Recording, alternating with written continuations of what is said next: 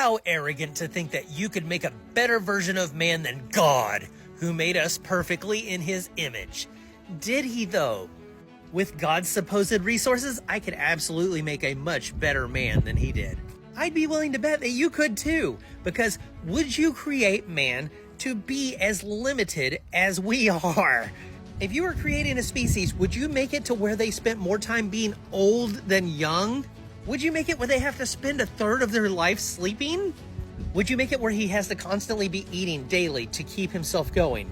If it were me, I would make humans where they could just photosynthesize from the sun. I would make sure that humans would be able to have vision at night. I would make it where we could reproduce asexually, or at least just like lay an egg where it wasn't super painful. I would also not make us useless when we're born. Like other animals can stand up within 24 hours of being born. We kind of got the shit end of the stick on that deal. Not to mention our environment is constantly trying to kill us in one way or another. Whether it's disease or injury or starvation. So if God made us perfectly in his image, then poor God. I mean, he doesn't even have eyes in the back of his head then, so he can't see somebody sneaking up on him. I guess that means God could be easily pranked in some ways. I mean, other gods have like way more arms, which that would be badass in like battle. Talk about your right to bear arms.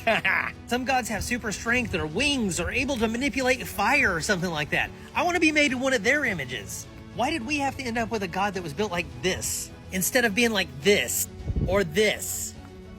I mean, if we're ranking gods throughout history, Christian God is kind of lame. Uh-oh, Christians, is he going to get me for saying that? Nothing's happening.